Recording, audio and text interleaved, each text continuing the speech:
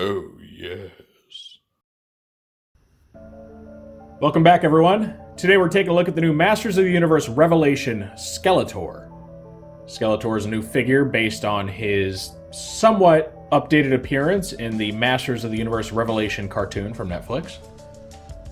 His design overall stays relatively faithful to the original, just kind of some small tweaks and changes here, which may or may not be for legal reasons, turns out. But out of all of the Revelations figures that are in this first wave, I think he strays the least from his base design, so he's much more of a faithful update to that design, with more kind of realistic proportions and better articulation. So, if you've seen my reviews before, you know this goes. We're going to take a look at Skeletor's packaging, then we'll open it up and we'll get a look at the figure itself, check out the posability, the different features and accessories and all that. Naturally, I'll be doing some group shots and comparisons today, and then at the end of the video, I'll give my final thoughts. So Skeletor comes in your standard Masterverse packaging for the Revelation show. And you can see you got Skeletor's name at the bottom, the figure itself in this big window. And you can see he's got two alternate hands. He's got his classic staff, and then he even has the shaping staff, which was seen in the very first episode.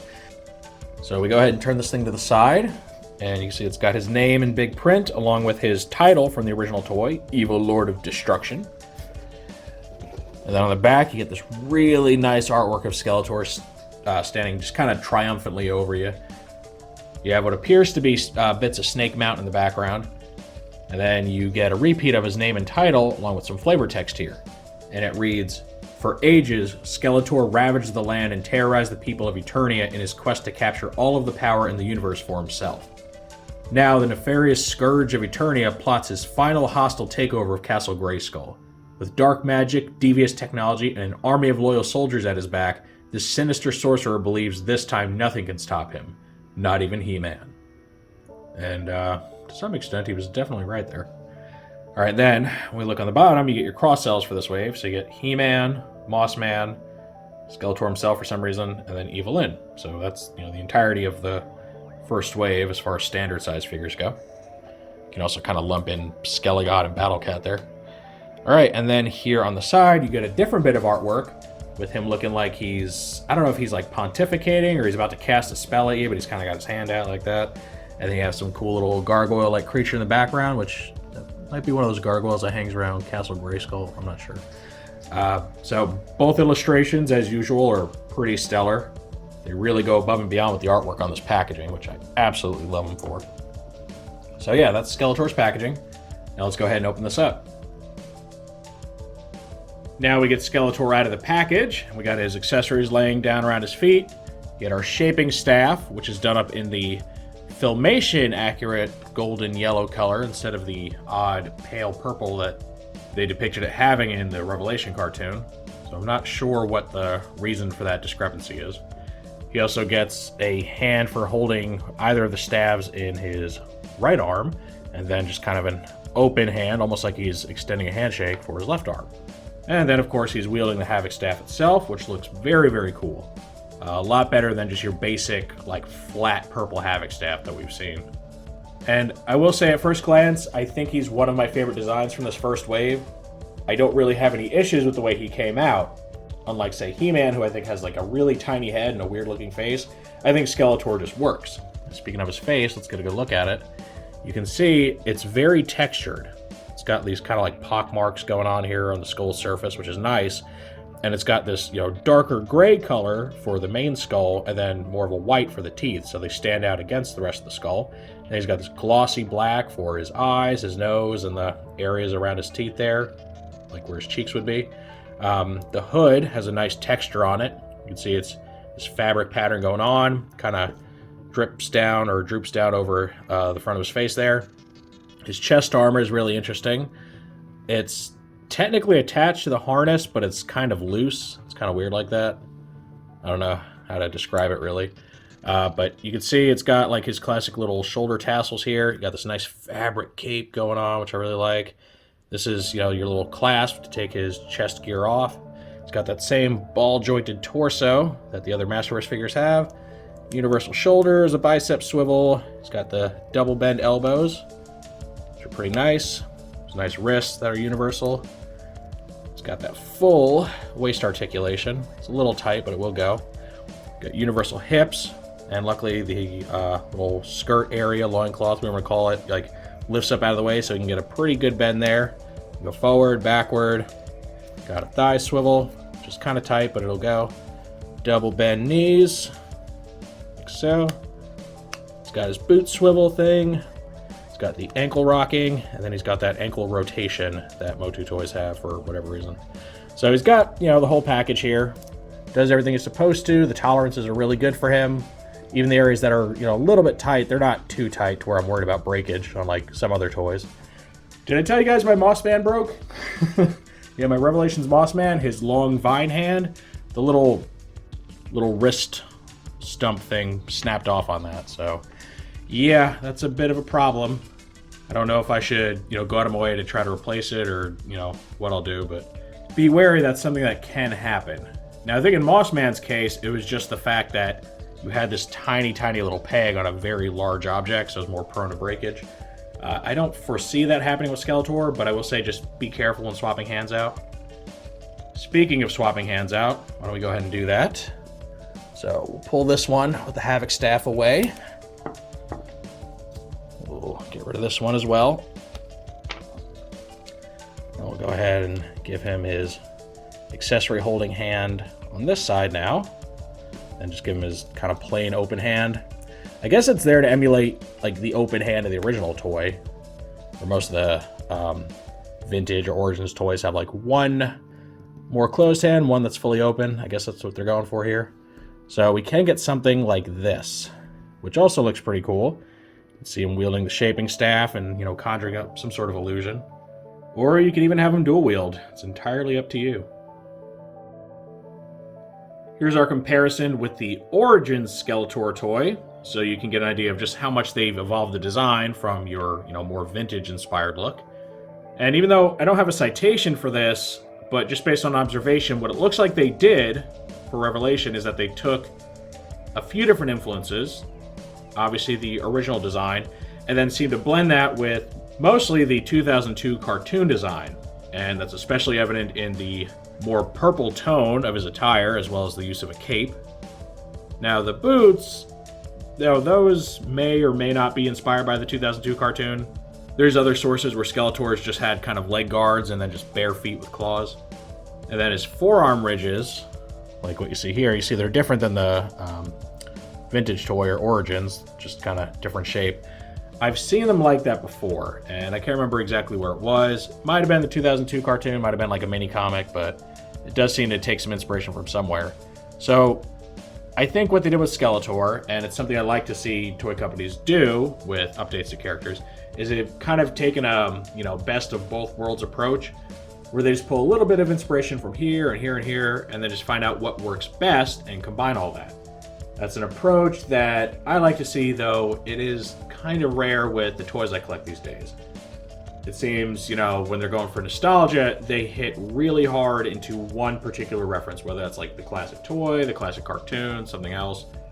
But with the Revelation designers, they seem to take a different approach, and I think it pays off really well. I think this is my favorite look for Skeletor out of anything I've seen so far.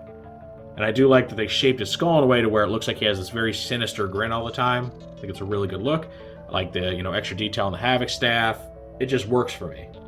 Now, sadly, his characterization in the show doesn't really match the intimidating, diabolical look that this toy gives off. He's still played up to be kind of a cartoon villain in a show that's supposed to be for adults, which was, to me, one of the bigger downfalls of the show, that Skeletor, like, unless he was powered up by the Sword of Power, he wasn't very intimidating.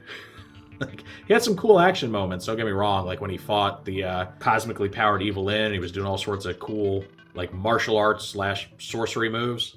It was pretty good. He had his time to shine, but then he would also go and then just be, like, completely impotent at times. So, I don't know. Very inconsistently characterized, in my opinion, which is a shame, because, again, this design, to me, is one of the coolest we've ever seen. Speaking of him being cosmically powered, here's what that looks like. So you can see just what kind of transformation he goes through when he gets powered up by the sword here. And mostly just makes him bigger, makes him darker in color, and then causes him to grow these horns. Or at least, I still don't know if the horns are actually part of his head or just his helmet. I don't think he ever actually takes it off to let us see. Still though, I'd say it's a pretty appropriate transformation. You just kind of take what's cool about him and then turn that cool factor up a few degrees, right? Make his cape a little more intricate and a little more geometrically complicated. Turn his little shoulder tassels into like giant pauldrons. His skirt flap thing becomes more armor-like with lots of ornamentation on it. The biggest departure really is that he switches out a hood for an actual helmet. But it seems like, with the exception of the cape, part of his transformation just seems to involve trading out cloth goods for hard armor. Which makes sense, right? More battle-hardened. And just like the regular Skeletor, I found this guy's characterization to be very hit or miss too. For the most of the time that he was transforming, he was an absolute terror. I mean, the horrible things he did to Eternos and to Clamp Champ and Fisto, I mean, he was a real threat. Problem is, from the moment Lin tried to seduce him into giving up his power sword, like onward, he just became a big doofus again, even when he got repowered. Like, he just wasn't even taken seriously anymore. So, yeah, I don't know. I do personally think that the show could have been a lot better had the writing just been more consistent and followed through a little more logically than it actually did. Of course, we can't do a Skeletor review without pitting him against his most hated enemy. So here's our Revelation He-Man. And I think this photo really depicts why the He-Man just doesn't work for me. Like Skeletor, he's got a face that kind of works as either a sinister grin or more of a mid-battle, like ready to fight kind of face. And then He-Man just got this derpy smile. Like, how do you take him seriously? Like, he's brandishing a sword, right? He's ready to go, ready to fight. And he's just like, hello. Like, I really wish they would have made that face way more serious looking. Or at least give us an alternate head. Like, you can give him a smiling, friendly He-Man face if you want, but like, give us one where he's fighting, man. He's not supposed to look that harmless. Right now, he just looks like a big oaf, so... You know, it really bugs me. It really bugs me, and I think this really shows off why, because whereas most of the figures in this wave look like they could actually be in the middle of a battle, which is, I mean, let's face it, that's what Masters of the Universe is all about, right? Good versus evil. The He-Man just, yeah, he's just doing his own thing, man. He's just, I don't know, daydreaming while everyone else is fighting. So, derpy face aside, this is a really cool little shot you can get, or something similar. And it is gratifying to watch these two eternal enemies just go head-to-head like this. And this completes our look at the new Masterverse Revelation Skeletor. I think I can safely say this is my favorite figure in the first wave of like your core assortment figures by a pretty good margin. There's nothing I dislike about this toy at all, which is more than I could say for the others. I think Evelyn and He-Man really missed the mark when it came to the face sculpt. He-Man just looks doofy, and he's got a tiny head. Evelyn's face just looks, I don't know, not very well done. Looks like, you know, it could have been a lot better printed. And then Mossman has that weird thing with his feet where he's really hard to pose in anything other than just like a neutral stance, because his feet do not pose well at all. With Skeletor, everything is great. He looks awesome. He plays incredibly well, poses well. He's got some good accessories. Doesn't have a ton, but what he has are, you know, pretty high quality and look good. And he's just been a good experience. I enjoy him, and I think he has this really fantastic appearance that works not just as the Revelation version of the character, but just as a good Skeletor toy. So like if you missed out on, you know, the Classics version, or maybe the upcoming Barbarian Skeletor is a little too specialized for you, this guy just works as a good, like, $20 scale Skeletor toy. I mean, he covers all the benchmarks, everything you'd expect. If you don't like the cape, I think you can remove it if you really want to. So you can do a lot with this and just really, really enjoy him for what he is. I know this is coming a little bit late. I mean, the first wave's been out for a bit, so you may have a hard time finding him on shelves, but I imagine he's still really easy to find online and probably for a bit of a discount. So if you're in the market for something like this, I wholeheartedly recommend him. I think you'll be very happy with this toy. Of course, that is just how I feel about Skeletor, so now I want to know what you all think of this toy. Do you think he's as cool as I do? Do you plan on picking him up? Or if you already did, you know, do you think he was worth the purchase? Or do you not want this for some reason? Either you just don't like the design, you don't like the way it came out, or you don't want Revelation stuff. I know a lot of people really hate the Revelations cartoon, and nothing I say is ever going to change their minds on it. So if that's how you feel, probably how you're going to continue to feel. Any and all feedback, though, is always welcome in the comments section. If you enjoyed this review, make sure to toss it a like. Let YouTube know you want to see more stuff like this. If you do want to see more like this, make sure to subscribe and hit that notification bell so you always get a heads up when I post something new. I thank you for joining me for this look at the Masters of the Universe Masterverse Revelation Skeletor. And with all that said, I will see you next time.